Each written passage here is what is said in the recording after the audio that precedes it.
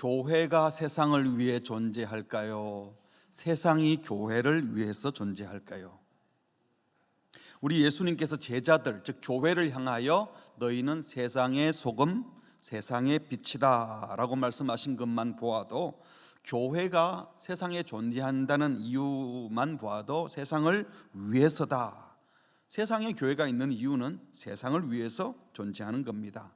그래서 예수님은 부활하신 후 당신의 부활을 못 믿고 두려워서 혼란에 빠진 제자들에게 부활주일 저녁에 나타나셔서 제일 먼저 하신 말씀이 19절에 나오죠. 이날 곧 안식 후 첫날 저녁 때에, 부활주일 저녁 때에 제자들이 유대인들을 두려워하여 모인 곳에 문들을 닫았더니 예수께서 부활체기 때문에 문을 열지 않고 들어오셨습니다. 그리고 가운데 서서 말씀하시기를 너희에게 평강이 있을지어다 인사말을 하시고, 이 말씀을 하시고 손과 옆구리를 보이신 것은 내가 바로 손에 못 박히고 옆구리에 창 찔려서 죽었던 그 예수다 하는 것을 분명히 확인하고 난 다음, 그런데 내가 살아났다는 거죠.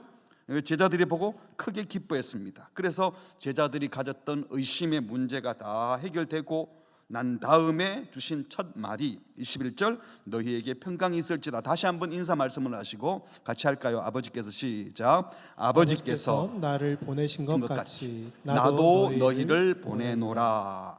아버지 하나님이 예수님을 이 땅에 보낸 것처럼 이제 부활한 내가 너희에게 마지막으로 말하는데 너희를 세상으로 보내겠다. 나의 부활을 목격한 너희들 세상으로 가라. 그러니까 예수님께서 제자들을 지금까지 훈련시켜서 3년간 훈련시키고 십자가에 죽으시고 부활하셔서 사역을 다 마무리한 다음 하신 말씀이 보내겠다. 그러니까 보내려고 그들을 불렀던 것이죠. 그래서 성천하시면서 말씀하시기를 사도행전 1장 8절에 보면 성령 임하면 너희가 권능 받을 텐데 그 권능으로 뭘 하는가? 유대 사마리아 땅끝까지 가서 내 증인이 되라 라고 하셨습니다. 부름받은 주의 백성들 성령의 권능으로 무장시켜서 모든 민족 땅끝까지 가라라고 하셨습니다. 왜 가라고 했죠? 내 증인 되기 위하여 가라고 하셨습니다. 유대 사마리아 땅끝까지 가라, 이 말은 선민 이방인 가릴 것 없이, 내국인 외국인 가릴 것 없이, 혈통 피부색 문화와 상관없이 모든 사람들에게 가라는 겁니다. 그들 모두 다 하나님의 사랑을 받아야 될, 복음을 들어야 될, 하나님의 형상으로 지음받았는데 파괴되었으니 회복되어야 될 사람들이라는 거예요. 그들 모두에게 예수님을 증거해서 그들이 너희들이 가진 이 기쁨, 이 평화, 천국에 대한 소망 가지고 하나님 나라 백성으로 살게 하라는 겁니다. 그래서 마태복음 28장에서도 가서 모든 민족을 제자 삼으라, 모든 민족을 제자 삼기 위해서 가라는 것이죠. 그러면서 20절에 내가 너희에게 분부한 모든 것, 주님께서 말씀하신 모든 것을 지킬 때까지 가르쳐라. 그러면 내가 세상 끝날까지 너희와 항상 함께 있겠다라고 하셨습니다. 주님이 누구와 함께 하신다고요? 주님의 명령을 따라 땅끝까지 가서 복음 모르는 사람들에게 가서 그들이 복음 듣게 하고 예수님의 제자로 살게 하는 이 복음 사역, 선교적 사명을 감당하는 사람들과 함께 하겠다고 말씀하셨습니다. 세상으로 나가는 자들과 함께 하시는 것이죠. 그러니까 주님께서 제자들을 부르시고 훈련시키신 이유는 평생 끼고 있으려고, 데리고 있으려고 훈련시킨 것이 아니라 파송하려고 불러서 훈련시킨 겁니다. 하나님께서 부족한 저와 여러분을 거룩한 교회로, 성도로 불러주신 이유는 결국은 우리만 잘 먹고 잘 살게 하기 위함이 아니라 세상에 보내시려고, 세상을 복되게 하려고 부르신 겁니다. 우리 교회가 제자 훈련하는 이유, 우리끼리 잘 먹고 잘 살고 우리끼리 행복하려고 하는 것이 아니라 세상에 나가기 위해서인 겁니다. 교회는 분명히 하나님께서 구별하여 선택해 주신 성도, 특별히 부름받은 성도들의 모임 맞아요. 고린도전서 1장 2절에 보면 하나님의 교회는 성도라 부르심을 받은 자들이다 라고 했어요. 그 교회는 골로새서 1장 13절에 보니까 하나님께서 어둠의 권세에 있던 우리들을 건져내어서 그 사랑의 아들의 나라, 즉 예수님이 왕이 된 나라로 옮겼다. 다시 말하면 세상에서 천국으로 국적을 바꾼 자들이라는 겁니다. 이렇게 구별된 자들이죠. 근데 뭐와 구별이 됩니까? 결국 죄와 구별이 되고 세속적 질서와 구별이 되고 어둠, 악, 더러움과 분리 혹은 구별된 자들이기에 성도예요. 그래서 교회는 분명히 구별된 자들입니다. 그런데 그렇게 구별되게 부름받은 것이 우리가 무슨 자격이 있었거나 특별히 뭔가 가진 게 있었어가 아니라 그냥 은혜로 불러주신 거예요. 자격 없는데 그냥 특혜를 받은 겁니다. 그래서 이렇게 은혜 받은 신자의 모습이 뭘까요? 아무 자격 없는데 은혜를 받았으면 우리의 반응은 그냥 황송함이죠. 고맙습니다, 감사합니다, 이것밖에 없어요. 이런 성도가 마치 뭐가 있는 것처럼 특권의식을 갖거나 거만할 수 없습니다. 겸손할 수밖에 없는 거예요. 자격 없는데 거룩한 하나님의 자녀라 불러주셨다 생각하면 자연스럽게 나 같은 사람을 성도라 불러주다니 하고 거룩하게 살고픈 열망이 생기는 거예요. 이런 성도들의 모임인 교회 공동체 역시도 감사함으로 주님을 찬양하고 거룩함과 성결함을 지켜내고 세상 앞에서 우리는 특별해가 아니라 겸손한 모습으로 세상으로 다가가야 하는 것입니다. 성도가 세상과는 다른 신자만의 거룩한 품격이 바로 여기에서 나오는 거예요. 하나님의 과분한 은혜를 입은 신자만이 가진 거룩한 품격이 있다는 거예요. 이게 세상과 구별되어야 된다는 거죠. 그게 뭘까요? 신자만이 가진 거룩한 품격, 세상과 구별될 수 있는 품격이 있다면 뭘까요? 주일마다 성경책 가지고 예배당 오는 겁니까? 헌금 드리고 이런 게 구별되는 겁니까? 복음의 본질에 충실하다면 그 품격은 겸손하지만 높은 자존감이 있는 거예요. 아무것도 아닌 나를 불러주셨다니 생각하면 교만할 수가 없죠. 겸손해요. 그런데 나 같은 사람을 주님이 불러주셨어요. 높은 자존감을 갖는 겁니다. 은혜 받았기 때문에 온유합니다. 그렇지만 하나님의 은혜로 산다고 생각하면 겁날 것이 없으니까 온유하면서도 동시에 용기가 있고 확신에 차 있습니다.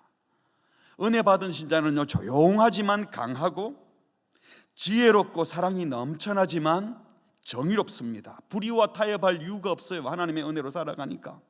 그래서 더욱 이 아름다운 모습을 누가 보더라도 가까이 하고 싶은 친근한 사람이지만 그런 삶을 사는 우리를 세상이 함부로 할 수 없는 위엄을 가진 자가 되는 겁니다.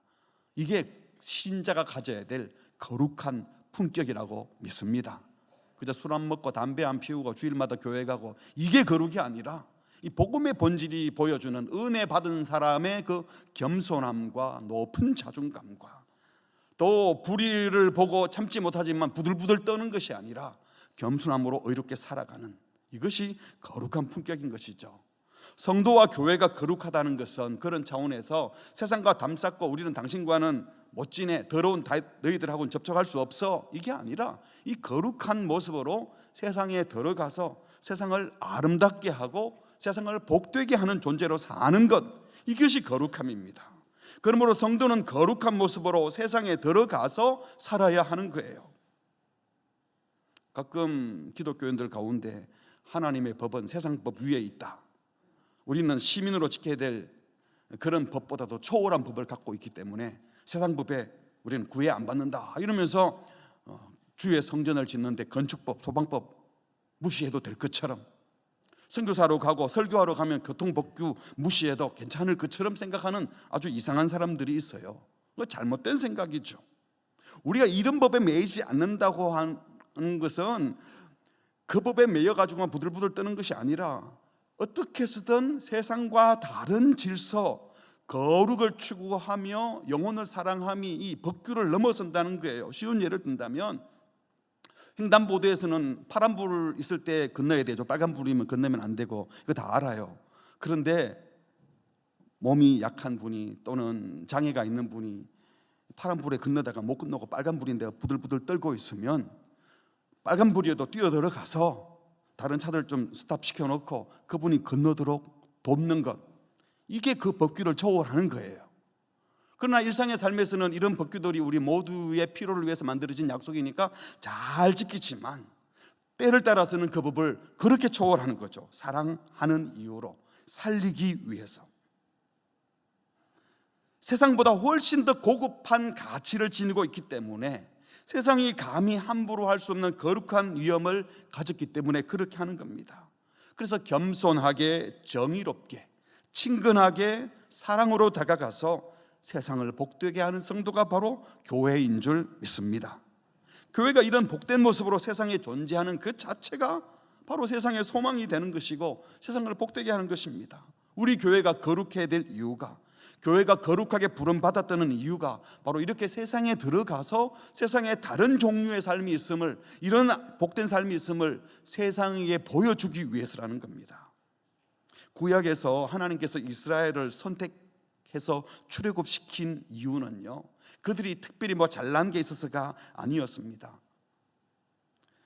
출애굽기 19장 4절에 보면 그들을 제사장 나라로 삼기 위해서, 열방을 하나님께로 안내하는 통로로 삼으려고 불렀다. 19장에 이것은 십계명 받기 직전이죠. 언약 맺기 직전에 그런 말씀을 하셨어요. 그런데 사도 베드로는 이 말씀을 이제는 혈통 이스라엘이 아닌 교회에 적용하면서 말씀하시기를, 베드로전서 2장 9절에 너희는 그리스도인들을 가리키는 거예요. 복음을 받은 너희들이 이제는 택한 족속이고 왕같은 제사장들이고 거룩한 나라고 그에 대해 소유가 된 백성이다. 우리를 이렇게 복음으로 거룩한 백성으로 불러주신 이유는 너희를 어두운 데서 불러내어 그의 기이한 빛에 들어가게 하시니, 다시 말하면 복음으로 우리를 구원해 주신 그 하나님의 복음을 선포하게 하기 위함이라고 한 겁니다.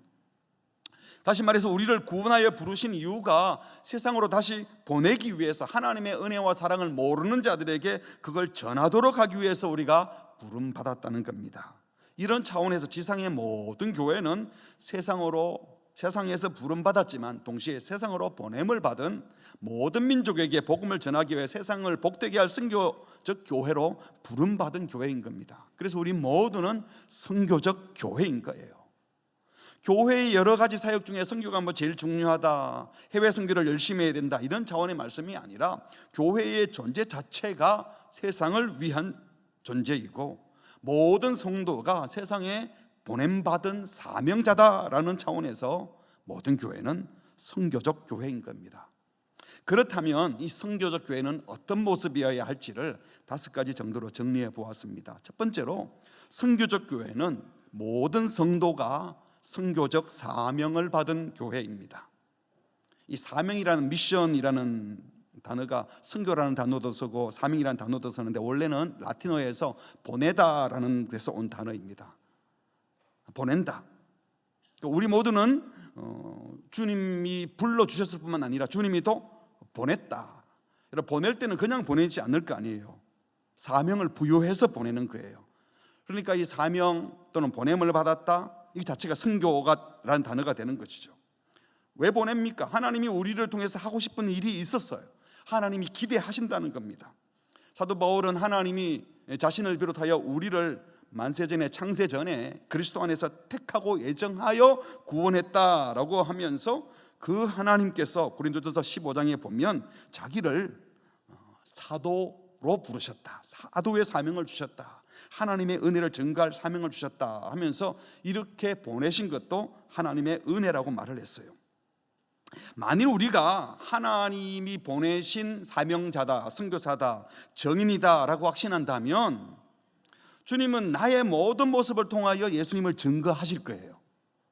그렇다면 내 현재의 모습, 지금까지 살아온 나의 삶의 여정들, 건강했던 병들었던, 잘났던 못났던, 부하든 가난하든, 실패를 경험하고 왕따를 당해보고 사람들에게 인정받지 못하고 자살 충동을 느끼고 죽기 직전까지 갔던 사람이라 할지라도 그 모든 것이 복음을 전할 재료가 된다는 겁니다. 남다른 배움과 학력과 사회적으로 명망 있는 직업을 갖고 있거나 또 많은 사람들에게 존경받고 있다면 그것도 사용하시고, 그게 전혀 없어도 주님이 사용하십니다. 이 세상 사람들은 다양한 사람들이 있는데 다양한 경험을 가진, 각종 아픔을 가진, 각종 자랑거리를 가진 자들이 복음 앞에서 감사하고 겸손한 모습으로 예수님을 증거하게 하려고 우리를 보내신다는 거예요.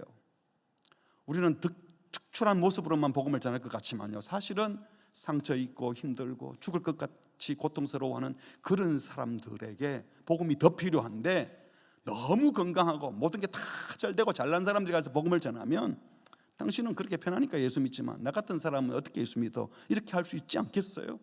그런데 우리의 부족한 모습과 안타까운 모습들이 오히려 복음 증거의 도구가 된다는 거예요. 그 어떤 삶도 우리가 사명을 가졌다면 내 삶의 어떤 측면도 버릴 게 없습니다. 그냥 주어진 것이 없습니다. 우연이 아닙니다. 그 모든 것이 예수님을 증거하는 데 꼭 필요한 소중한 것들인 줄 믿습니다. 주님이 나를 보내셨다는 확신을 갖는다면 나를 보내신 그 주께서 지금까지 살아온 내 모든 인생을 무시하지 않으셨다면 나도 내 인생을 함부로 평가하면 안 되는 거예요. 내 인생은 왜 이래? 이게 뭐야? 이러지 마세요. 이게 뭐야가 아니라 그것 가지고 복음을 주님이 증거하려고 하실 거예요. 믿으시기 바랍니다. 절대로 자기를 비하하지 마십시오. 어떤 방식으로든 우리 주 예수 그리스도를 증거할 사명을 받은 자로서 우리의 모든 삶을 소중히 여기시기를 주의 이름으로 축복합니다. 그리고 어디든지 어떤 삶의 자리에서도 그리스도를 증거하기 위해 필요해서 보내신다면 가십시오. 그것이 꼭 내 품격에 맞아야 될가 아니라 지금 주님이 필요하다고 생각해서 보낸다면 내가 꼭 가고 싶은 곳이 아니라 부르신 곳에 가는 겁니다. 증인의 사명을 감당하는 데 필요하여 부르신다면 꼭 가시기를 바랍니다. 가시기 바랍니다. 이번 토요일 날 우리가 권창현 천소희 선교사님 캄보디아 선교사로 파송하지요. 사실 한국 땅에서 혜택을 누리다가 그런 곳에 가서 사는 것 자체가 힘겨울 수 있어요. 이렇게 해외로 나가는 선교사도 계시고 또 우리 성도님들이 다음 주에 작정도 하지만 물질로 기도로 선교에 동참하여 해외로 보내는 선교사도 있습니다. 뿐만 아니라 불신 세상에서 예수를 보여주며 사명자로 살아가는 우리 모두가 미션을 가진 사람은 다 미셔널이잖아요. 그래서 우리 모두가 선교사이고 우리 삶의 모든 현장이 모든 세상이 선교지가 되는 거예요. 그렇다면 우리 모두는 어디서든 내 신분이 선교사다, 선교사의 신분으로 살아야 되는 겁니다. 이런 의식을 가지고 살면 삶의 자세가 달라질 거예요. 옆 사람과 이렇게 인사할까요? 우리는 모두 선교사입니다. 일부 때는 당신은이라고 했는데 이렇게 합시다. 저는 선교사입니다. 니만 선교사다가 아니고 우리 다 선교사입니다. 선교사라는 정체성을 가지고 한 번 더 인사할까요? 당신의 얼굴이 전도지입니다. 당신의 얼굴이 전도지. 잘나야 되는 게 아니에요. 그리스도가 그 안에 있으면 그 모든 삶을 해석해내어서 복음으로 보여줄 수 있는 줄 믿습니다. 이런 차원에서 두 번째로 우리 삶의 주 무대는 교회가 되면 안 되고 우리 삶의 주 무대는 세상이어야 합니다. 예배당에만 많이 모이는 게 잘하는 게 아닙니다. 세상에 나가기 위해서, 세상에서 제대로 살기 위해서 예배당에 와야 되지, 여기서 그냥 죽치고 예배당에서 먹고 자고 계속 일주일 내내 살면 되겠어요? 우리가 예배 드리러 와야죠. 그렇지만 세상에 나가기 위해서 와야 되니까 이걸 잘 배분해야 되는 거예요. 예수님께서 십자가 지시기 전 제자들이 위하여 기도할 때 이렇게 기도하셨어요. 내가 세상에 안 속했기 때문에 나를 따르는 너희를 세상이 미워할 거야 라고 말씀하시면서 이렇게 기도합니다. 내가 비옵는 것은 그들을 세상에서 데려가시기를 위함이 아니요 너희도 미움받는다고 고생하지 천국 가자 그게 아니라 그래도 계속 여기 살아야 돼. 악에 빠지지 않게 보존해달라고. 세상이 미워한다고 세상 떠나라 하지 않고 세상 속에 있지만 악에 빠지지 않고 거룩함을 지켜내라. 아버지의 말씀 진리로 거룩하게 하옵소서라고 기도하고 난 다음 18절에 같이 할까요? 시작. 아버지께서 나를 세상에 보내신 것 같이 나도 그들을 세상에 보내었고. 부활 이후에 하신 말씀이 사실은 고난받기 전 십자가 지시기 전에도 이렇게 기도를 하셨어요. 내가 너희들을 보낼 거야. 교회는 거룩을 지킨다는 명분 하에 세상과 담을 쌓고 우리는 당신들과는 종류가 달라서 같이 못 지내, 문 닫고 지내면 안 된다는 겁니다. 죄와 담을 쌓아야죠. 악한 권세와 손잡지 말아야죠. 아무리 돈이 되어도 정의의 길을 걸어야 되고 진리의 길을 걸어야죠. 이런 차원에서 이 거룩을 지키려면 예배당 안에 있는 것이 아니라 세상에 들어가서 세상을 내몰라라 하는 것이 아니라 세상에 가서 거룩하게 살아야 하는 것입니다. 하나님께서 아들 예수님 보낼 때 뭐라고 보내셨어요? 너는 거룩한 신의 아들이니까 더러운 땅 밟지 말거라. 공중에서 1m 이상 떠다니면서 더러운 사람들 손잡아 주지 말고 감히 너를 얕잡아 보지 못하도록 초월적인 권능으로 완전히 제 앞에서 너를 우러러 보게 만들어라, 이렇게 하셨습니까? 아니잖아요. 하늘에 계신 초월자께서 세상 속으로 들어와서 더러운 인간 직접 손 잡아주시고 나병 환자나 불치병 환자들 일부러 만지셨어요. 레위기의 법을 어겨가면서까지. 그리고는 고쳐주셨습니다. 그래서 성도는요, 예수님을 따라서 예배당 안에만 있을 것이 아니라 그들의 손잡아 주기 위해서 가정으로, 직장으로, 학교로, 세상 속으로 들어가야 되고, 그곳에서 빛을 발해야 되고, 그 속에서 소금의 맛을 내야 되고, 그곳에 예수님이 다스리는 천국이 세워지도록 해야 되는 줄 믿습니다. 때로는 우리가 죄를 멀리하기 위해서 당분간 임시적으로 세상과 멀리해야 할 때가 있어요. 하루 중에도 조용히 주님과만 독대하면서 기도하고 묵상해야 될 때가 있고, 또 성도들끼리 모여서 말씀의 은혜를 나누며 서로 격려하고 응원해야 될 때가 있어요. 근데 그걸 왜 합니까? 맨날 성도들끼리 모여 사는 게 좋아서 모이는 것이 아니라 세상에 가서 잘 살려고, 가정에서 제대로 살려고, 빛을 제대로 발휘하려고, 거룩한 삶을 세상에서 살기 위해서 모이는 거예요. 이것 때문에 우리가 성령의 권능을 입어야 되고, 우리 교회가 제자 훈련하는 것도 바로 나가기 위해서인 것입니다. 우리가 다락방으로 모이는 것도 우리끼리 모이니까 너무 행복해가 아니라 세상에서 잘 살기 위해서 서로 격려하고 붙들어 주려고 모이는 겁니다. 그래서 교회는 세상을 늘 의식해야 합니다. 세상을 의식한다는 게 세상 눈치를 보자는 게 아니라 세상 사람들이 볼 때 매력적이어야 돼. 소통을 해야 될 것 아닙니까? 우리 교회가 전도 집회를 할 때에 새생명 축제라는 말을 우리끼리는 쓰지만 바깥에 써붙일 때나 초청장을 볼 때나 다 아주 행복한 만남 그러잖아요. 그렇게 했던 이유가 우리 교회에서 전도받고 온 성도 가운데 한 분이 그러더라고요. 목사님, 자기는 새생명 축제 예수 믿기 전에 그 볼 때마다 기분 나빴대요.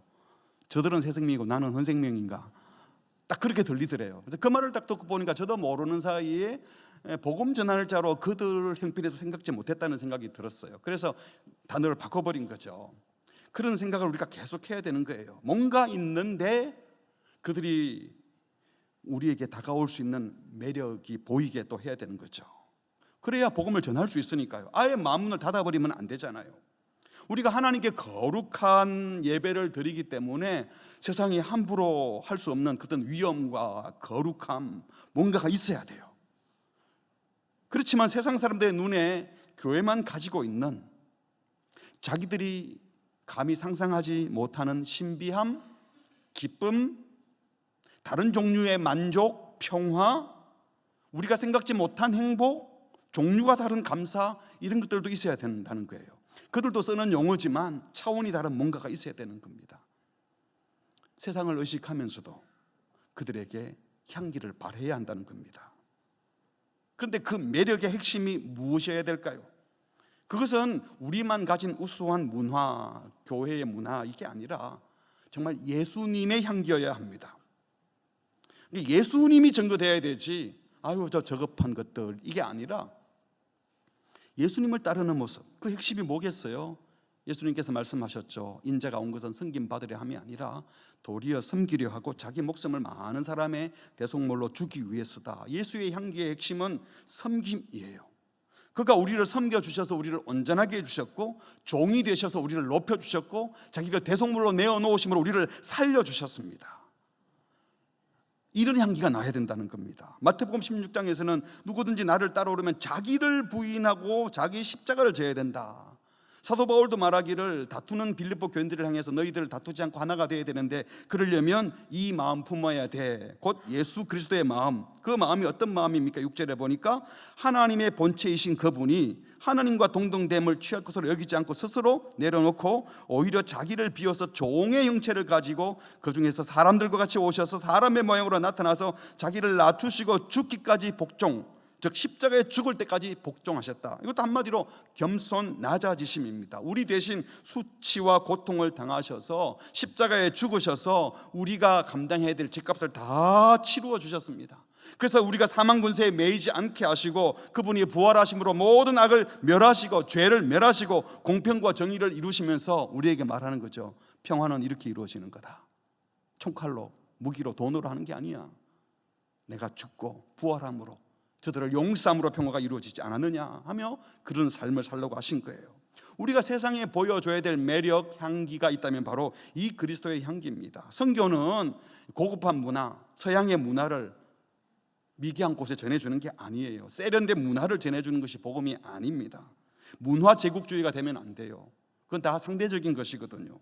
간혹 선교사님들이 복음을 전하지는 않고 문화만 전거하다가 결국은 복음은 없어지면 어떻게 하게 되겠어요?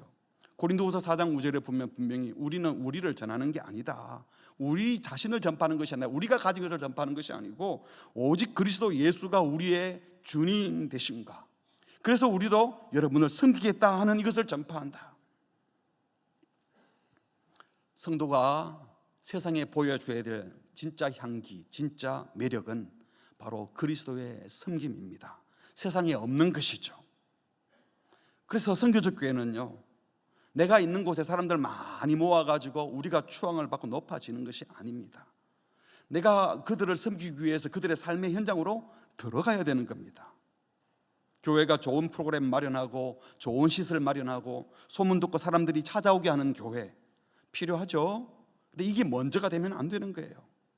선교적 교회, 선교적 삶을 사는 성도라면 그들의 삶의 현장에서 예배자로 살아가고 그들의 직업 현장에서 우리의 삶의 현장에서 하나님을 경외함이 무엇인지 보여주고 가정에서 믿지 않는 가족들이 있다면 하나님을 경외하는 자가 어떤 모습인지 보여주어서 야, 이런 삶이 있구나. 그럼 저 사람들이 가는 곳에 나도 가고 싶다 해서 그들이 오게 하려는 이 목표를 세워야 되는 거예요. 이게 먼저 되고 난 다음에 공동체로 오신 분들을 우리가 섬기기 위해서 필요하다면 리모델도 하고 인테리어도 하고 건물의 편의 시설도 하겠죠.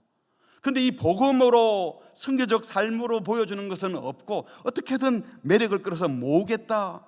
우리 교회에 사람들 많이 모인다. 그래서 다른 공동체와 비교해서 우리가 더 잘해. 이건 아니라는 것입니다. 세 번째로 선교적 교회는 거룩한 공동체이면서 열린 공동체가 되어야 됩니다. 세상을 섬기고 세상의 그리스도의 향기를 바라려면 세상과 만나야 되잖아요. 소통을 해야 되잖아요. 그들이 마음껏 교회에 들어올 수 있어야 되고 우리도 세상에 마음껏 들어가서 그들과 함께 살아야 됩니다. 그래서 세상과 구별된 거룩한 공동체이지만 동시에 세상을 향하여 문을 활짝 연 열린 공동체여야 된다는 거예요. 여러분, 지금 예배당은 구약시대 성전 아니에요. 만약에 여기가 성전이라면 예수 안 믿는 사람들, 하나님의 백성 아닌 사람이 들어오면 다 죽어요. 그렇잖아요? 성소 지성소 아무나 못 들어갔지 않습니까? 이방인 못 들어갔잖아요. 여기 예배당에는 아직 예수 안 믿는 사람도, 아직 예배를 드리는 사람이 아니라 구경하는 사람도 올 수 있는 거예요. 그러다가 복음을 듣고 예수님 만나게 되는 전도 현장도 되는 것이죠. 지금은 건물이 성전이 아닙니다. 예수 믿는 한 사람 한 사람이 예수님이 계신 성전이고 성도인 우리가 바로 교회입니다. 옆 사람과 인사할까요? 우리가 교회입니다. 한 번 더, 당신이 교회입니다. 교회인 우리가 세상에 들어가야 하고 거기서 사람들을 만나서 거기서 그리스도를 보여줘야 합니다. 그래서 교회는 세상을 그리스도께로 안내할 수 있는 영권이 있어야 돼요. 교회는 세상이 감히 함부로 할 수 없는 거룩한 위엄이 있어야 합니다. 하지만 동시에 세상이 가까이 하고 싶고 함께 하고 싶은 매력이 있어야 돼요. 죄와 타협하지 않는 순결함을 지키지만 죄인들이 가까이 오고 싶은 마음껏 문을 열어서 소통하는 공동체가 바로 주님의 교회인 줄 믿습니다. 그래서 우리 교회는 건물을 세상에 열려고 하죠. 우리 카페 에렌의 옆에 벽에 문을 뚫은 것도 상징적인 거예요. 이방인들, 예수 안 믿는 사람들도 많고 들어오라고. 도서관, 주차장 우리가 다 개방하잖아요. 심지어 이 본당에도 안 믿는 사람들도 와서 공적인 유익을 위해서면 본당 우리가 다 빌려주고 있지 않습니까? 교회 공동체의 모든 사역도 그래야 됩니다. 우리가 예배도 잘 드려야 되지만 우리 공동체의 모든 모습이 세상을 향하여 마음을 열고 있다, 세상을 섬기려고 한다, 이것이 드러나야 되는 겁니다. 성도의 생각도 그래야 됩니다. 우리는 거룩하니까 세상 얘기 안 해, 정치 얘기 안 해, 이게 아니라 세상 사람들이 어떤 식으로 살고 있는지 보고 들어야 돼요. 그런데 이분들에게 어떻게 해서 저들도 우리가 가진 복음을 듣고 행복한 사람이 될까, 이걸 전념시킬 생각을 해야 되는 거죠. 거룩하게 살아야 됩니다. 그런 차원에서 무슨 말인가 하면 세상에는 온통 뉴스를 보면 힘 있는 자를 중심으로 돌아가고 돈 있는 사람을 중심으로, 권력 있는 사람을 중심으로 다 돌아가는데, 그래서 자기에게 이득되는 것을 쫓아가는 세상인데, 우리 성도들은 그런 가치를 좇지 않고 말씀의 가치를 따라서 어떤 한 정파가 아니라 하나님 나라 질서를 쫓는 자들이 되어 살아가면, 그런 공동체가 되면 그것이 바로 길을 제시하는 것이 되는 겁니다. 예수님이 그랬습니다. 그 어떤 권세자도 함부로 할 수 없는 위엄이 있었어요. 당시 왕도, 제사장, 종교 지도자들도 예수님께 함부로 못했어요. 예수님의 말과 행동과 눈빛 앞에 고개를 숙여야 했습니다. 그러나 그 예수님께 가난하고 병든 자, 여인과 어린아이, 사람들에게 욕먹는 세리장이 같은 사람들이 다 가까이 왔어요. 누구도 가까이 올 수 있는 분이었습니다. 교회가 그래야 됩니다. 죄와는 단호하게 담을 쌌지만 마음이 넉넉하고 어떤 죄인도 받아들이고 품어주는 교회, 불의를 결코 용납하지 않지만, 거룩함을 잃지 않지만 그 어떤 사람도 사랑하고 구원하려는 교회, 이게 바로 거룩하면서도 열린 교회, 아무도 함부로 할 수 없지만 누구나 가까이 할 수 있는 교회입니다. 우리 교회가 그런 교회가 되기를 바랍니다. 여러분이 그런 사람이 되기를 바랍니다. 제가 설교만 계속하니까 저를 멀리서 보는 분들은 가까이 하기 먼 당신이다 이런 소리를 하시더라고요. 잘한 게 아니죠. 사실은 설교하는 모습을 보고도 가까이 하고 싶은 사람이 되어야 맞는 거예요. 제자 훈련하고 사역 훈련하면서 마음을 열고 공동체 안에서 가까이 가고 싶은 사람들이 되려고 자꾸 연습을 하고, 또 그런 모습으로 세상에 나가서도 거룩하면서도 사람들에게 매력을 발산하는 사람들 되셔서 정인의 삶을 세상에서 살아내시기를 주의 이름으로 축복합니다.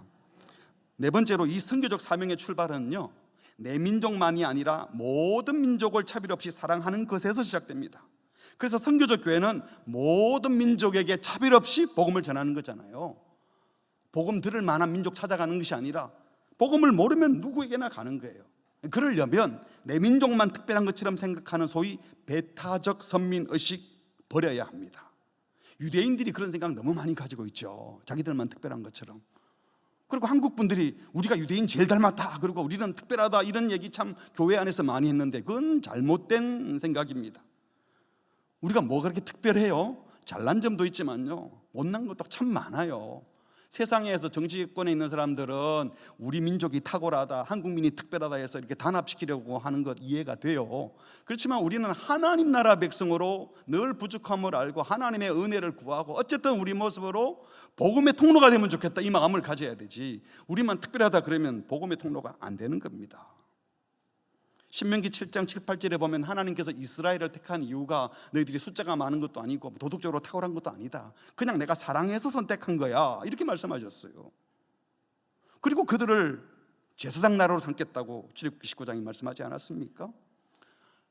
선교적 교회는 오직 예수님만이 유일한 구원자다, 여기는 타협이 없습니다.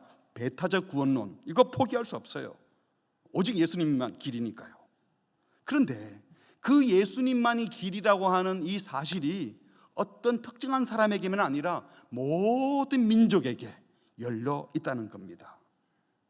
그래서 선교적 교회는 인종, 민족, 언어, 피부 색깔, 문화, 종교적 습관과 상관없이 열방의 모든 사람들, 하나님의 형상으로 지음받았는데 파괴되었는데 회복되어야 돼 하고 다가가야 하는 것입니다. 지금은 우리 교회에 그런 분이 안 계시겠지만, 일본에 선교사를 보내는 교회가 일본 사람 막 싫어하고, 일본하고 축구하면 꼭 이겨야 되고 일본 놈은 이겨야 돼, 그런 이상한 생각이잖아요. 그 비복음적인 생각이에요. 북한 선교, 복음으로 남북 통일 얘기하면서 북한 사람들 나오면 적대시하고, 이 모순 아닙니까? 그쪽에 있는 악을 우리가 적대해야 되는 것이지, 거기 있는 사람들을 우리가 계속 사랑해야죠. 선교적 교회를 지향하는 그리스도인이라면 우리 민족의 탁월성만 주장하고 타민족, 타문화를 무시할 수가 없습니다. 그냥 우리 생각에 저쪽이 저급해 보일지 모르지만 그게 더 고급할 수가 있어요. 꼭 수저로 밥을 먹어야 훌륭하고 손으로 밥을 먹으면 덜 훌륭합니까? 지금도 손으로 밥 먹는 민족이 있어요. 훨씬 더 맛있답니다. 그건 우리 생각에 왜 숟가락을 안 먹고, 그런 생각을 내려놓아야 돼요. 지금 우리가 복음을 듣고 하나님을 예배할 수 있게 된 것은요, 우리 민족이 미개하다고, 우리 문화가 미개하다고 무시하지 않고 그리스도의 사랑을 담아서 이곳에 왔던 선교사님들이 있었기 때문입니다.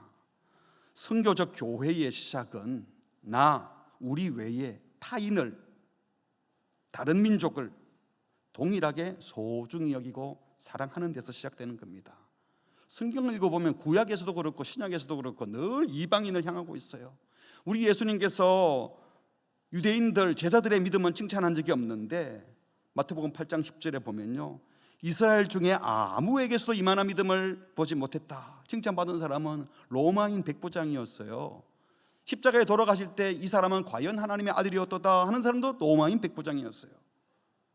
어제 토요일 새벽에도 나왔지만 그라사 지방 이방인들 가운데 귀신 들린 그 한 사람 구하려고 배 타고 건너가셔서 2,000명의 돼지떼를 몰살시켜 버렸습니다. 한 생명이 귀하다고, 그것도 이방인 생명도.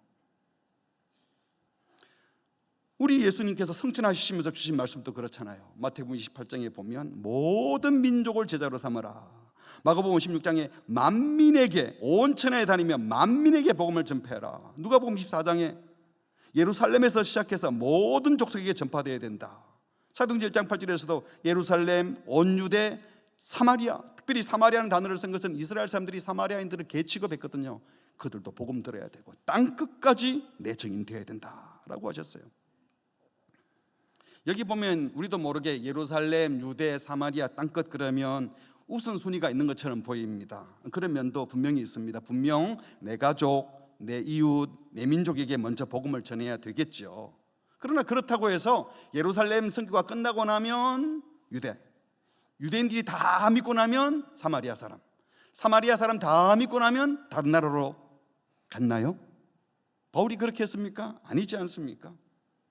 만일 그랬더라면 한국 땅에 복음이 들어왔을까요? 서양 선교사들이 자기 동네에 예수 다 믿게 하고 온 겁니까? 아니지 않습니까? 선교적 교회를 꿈꾼다면 가까운 곳, 먼 곳 가리지 않고 복음이 더 시급히 필요하다라고 하면 또 주님이 주시는 마음이 있으면 우리가 온 세상을 다 감당할 수는 없어요. 그러나 하나님 주시는 마음을 품고 또 공동체 안에서 그 마음을 주시면 나가야 되는 줄 믿습니다. 또 선교적 교회를 꿈꾼다면요, 우리 교회, 우리나라, 우리 민족만 생각하는 사고방식 버려야 돼요. 우리 문화만 더 옳다는 생각 버려야 됩니다. 열방과 모든 민족, 모든 문화를 귀히 여겨야 합니다. 사도 바울은 아테네에서 전도하면서 하나님은 온 우주와 그 가운데 있는 만물을 지으신 천지의 주제이시다. 그리고 이어서 이렇게 말을 했어요. 사도행전 17장 26절 같이 합니다. 시작. 인류의 모든 족속을 한 혈통으로 만드사. 이 말은 모든 인류가 한 가족이라는 것이죠. 성경은 처음부터 선민, 이방인 가릴 것 없이 모든 인류는 하나님의 형상으로 지음받은 소중한 존재들이고, 그래서 성경은 자주자주 객과 고아와 가부, 이방인들을 무시하지 말라고 말씀합니다. 그래서 꼭 토를 다는 게 너희들도 이집트에서 나그네였지 않느냐, 너희들이 이집트에 나그네로 있다가 광야 생활할 때 에돔도 만나고 누구 만날 때 힘들었지 않냐. 그렇다면 이제는 이방인 나그네 너희 동네 올 때 더럽다고 쫓아내지 말고 귀히 여기고 대접하고 환대하라고 하셨어요. 여러분은 어떻습니까? 지금 우리 부산 땅에 또 내 주변에 들어와 있는 모든 사람들을 차별 없이 사랑할 준비가 되어 있습니까? 피부색이 다르고 눈빛이 다른 사람들, 문화가 다른 이주민들 만나면 어떠세요? 편안하세요? 안 편하죠. 왜? 말이 다 안 통하니까, 생각이 많이 다르니까 불편해요. 근데 그 불편함을 계속 안고 불편하니까 편한 사람만 만나 이러면 우리는 선교적 교회가 아닌 거예요. 우리가 물 건너가서 다른 나라에 가서 선교하는 것만이 중요한 것이 아니라 지금 내 주변에 있는 나와 다른 종류의 사람들, 다른 문화를 가진 사람들, 다른 언어를 쓰는 사람들 편안히 대하고 사랑하는 마음을 가져야 돼요. 근데 그게 잘 안 되니까 주님의 도움을 구해야 되고 주님의 마음을 품어야 합니다. 너무 어렵죠. 그러나 그것이 출발이에요. 이방인도 형제로 받아들여야 하는 교회라고 하면서 교회 안에서 같은 언어를 쓰는 사람들끼리 지역색 가지고 서로 차별하고 학력과 경제 수준으로 사람을 차별하고 내 마음에 드는 부류 안 드는 부류 눈빛으로 대하지, 똑같은 눈빛으로 대하지 못한다면 선교적 교회라고 할 수 없잖아요. 솔직히 우리도 다락방 모이거나 전도회 모이면 다 안 편하잖아요. 솔직히 저분만 없으면 우리 분위기 딱 좋겠는데 불편해, 그런 사람 있지 않습니까? 없는 분도 계시고 훌륭하십니다. 저는 있어요. 그냥 다른 종류니까 밉다 이게 아니라 그냥 불편하고, 어떤 분은 마음이 편한 사람이 있고 어떤 사람은 불편한 게 있어요. 그냥 기질이 달라서 하나님이 다 다르게 만들어 놨어. 근데 그걸 자꾸 넘어서려고 해야 되는 겁니다. 의도적으로 나와 다른 종류의 삶을 품어내고 다른 언어를 쓰든 다른 문화를 가졌든 다른 습관을 가졌든 이게 되어야 선교적 교회인으로 또 다른 문화 사람들도 우리가 받아들일 수 있는 겁니다. 주님이 우리를 그렇게 대해 주셨고 선교사님들이 우리를 그렇게 대해 주셔서 여기까지 온 겁니다. 모든 이들을 동일한 눈으로 바라볼 수 있는 따뜻한 사랑의 눈을 주께서 허락해 주시기를 주의 이름으로 축복합니다. 다섯 번째로, 선교적 교회는 단순한 나그네의 삶을 삽니다. 성경에 보면 우리 믿음의 조상들이 정착해서 머물러 사는 자들이 아니라 늘 이동하는 사람들이었어요. 고향과 친척과 아버지 집을 떠나서 미지의 세계로 갔던 믿음의 조상 아브라함도 그랬고, 이스라엘 백성이 유목민으로 광야 생활도 그렇게 했고, 그들은 늘 이주민으로 많이 살았습니다. 성경은 궁극적으로 우리 인생이 나그네 인생이고 안개처럼 잠시 있다가 사라질 인생이라고 말합니다. 야고보서 4장 14절에 보니까 너희 생명이 무엇이냐, 너희는 잠깐 보이다가 없어지는 안개 같다, 이렇게 또 말하시고, 베드로전서 2장 11절 같이 해볼까요? 시작. 사랑하는 자들아, 그루민과 나그네 같은 너희를 권하노니 영혼을 거슬러 싸우는 육체의 정욕을 제어하라. 거류민, 나그네 같은 인생이라고 그랬어요. 그래서 이 거류민, 나그네, 이거는 그곳에 계속 있는 게 아니잖아요. 눈 뜨면 또 이동해요. 언제든지 떠날 준비를 하고 사는 자들입니다. 근데 중요한 것은 정처 없는 나그네가 아니죠. 우리는 목적지가 분명합니다. 저 천성을 향하여 천국을 향해서 가는 자들이에요. 그래서 주님이 가라면 오늘은 이쪽으로 가, 그럼 네, 오늘은 저쪽으로 가, 네, 떠나는데, 그러나 마지막 목적지가 분명하니까 불안해하지 않는 겁니다. 이게 선교적 삶을 사는 거예요. 땅 끝까지 선교하려면 땅 끝까지 가야 하잖아요. 모든 민족에게 복음을 전하려면 주님이 가라는 민족에게 가야 돼요. 이 땅에서 정착해서 안주하여 사는 것이 목표가 되면 안 되는 겁니다. 나이가 들면 이동하기 싫고 그곳에 있고 싶은데요, 마음으로라도 주님이 떠나보내면 간다, 이런 마음으로.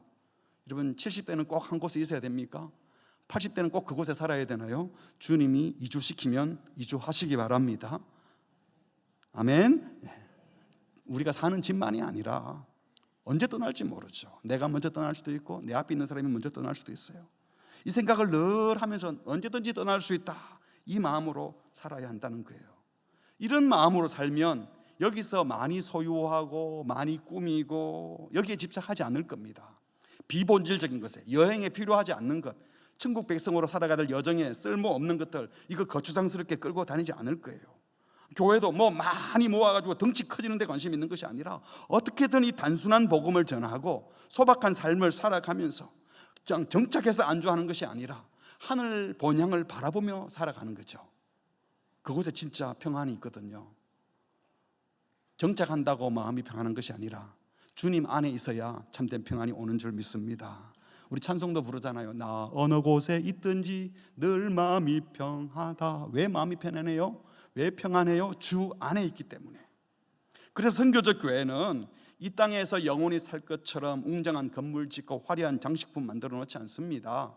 복음을 전하기 위해서, 매력적으로 보이기 위해서 인테리어도 하고 디자인도 할 수 있지만 기본적으로 심플한 삶, 단순한 삶, 소박한 삶을 살 것입니다.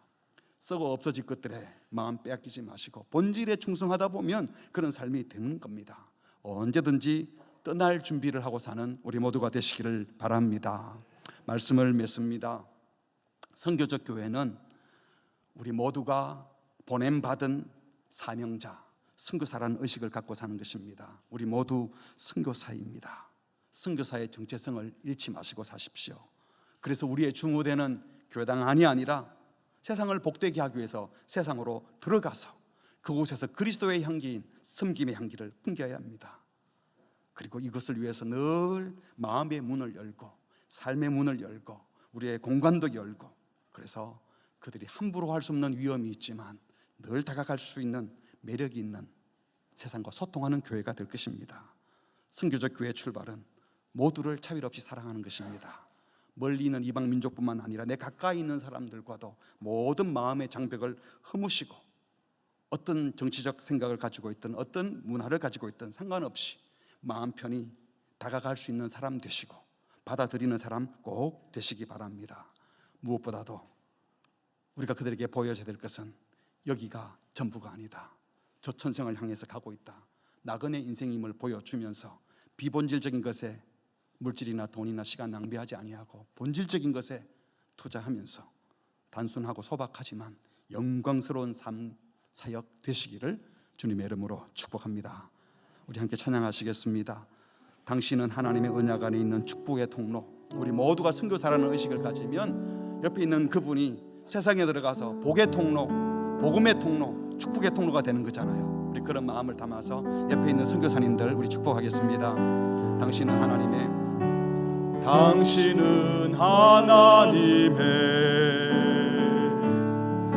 언약 안에 있는 축복의 통로. 당신을 통하여서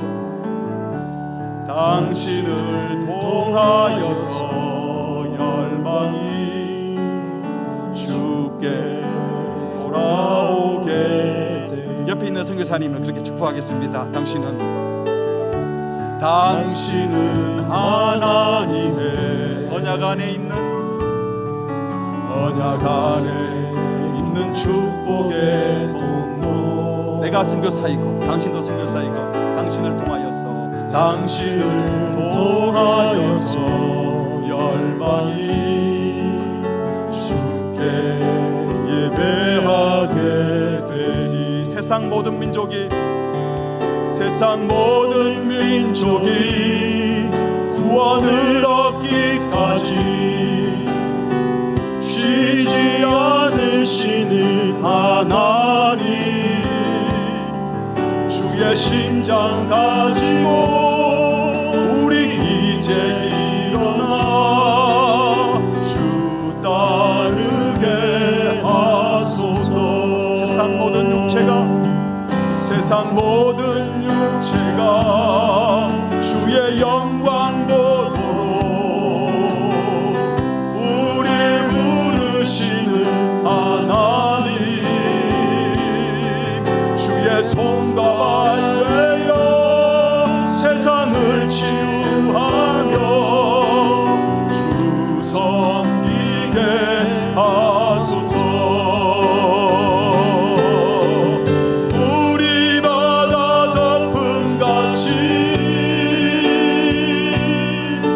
여호와의 영광을 인정하는 것이 온 세상 가득하리라.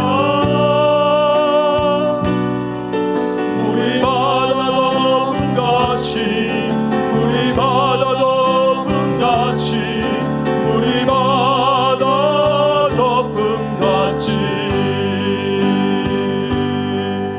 우리 같이 기도하겠습니다. 해외로 나가는 선교사만 선교사가 아니라 모든 교회는, 모든 성도는 보냄을 받은 선교사들입니다. 선교사라는 정체성을 가진다면 우리 삶의 주무대는 예배당에 오는 것만이 아니라, 예배당에 오는 것은 나가기 위함이잖아요. 계속 우리의 지향점이 어떻게 하면 세상에서 예수님 향기 드러낼까, 아직 예수 믿지 못하는 복음을 모르는 그들에게 천국의 복음을 증거할까, 이것이 우리 가슴의 열정이어야 합니다. 이러려면 소통할 줄 알아야 돼요. 꽉 막힌 생각으로 고집해서는 안 되는 거예요. 이것을 위해서는 사랑할 줄 알아야 되는 겁니다. 나도 모르게 자꾸 차별이 되고 불편한 사람이 있잖아요. 그런데 이걸 허물어 떠리려는 과정이 선교적 교회가 되는 것이고, 이 과정을 통과해야만 우리가 복음을 증거할 수 있는 겁니다. 무엇보다도 우리 본향이 하늘나라인 것이 분명하면 이거 보여주는 것만 가지고 사실은 선교가 되는 거예요. 야, 이 세상 사람 아니구나, 뭔가가 있구나. 우리에게 이 모습이 드러나도록, 이 은혜가 더 넘쳐 흘러가도록 주여 우리를 선교사로, 선교적 사명을 감당하는 교회로 삼아 주시옵소서. 다 함께 합심해서 기도하시겠습니다. 하나님 아버지,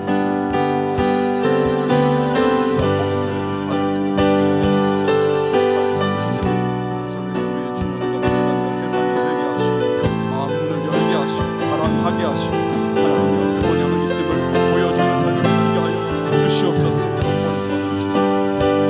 세상을 주무르고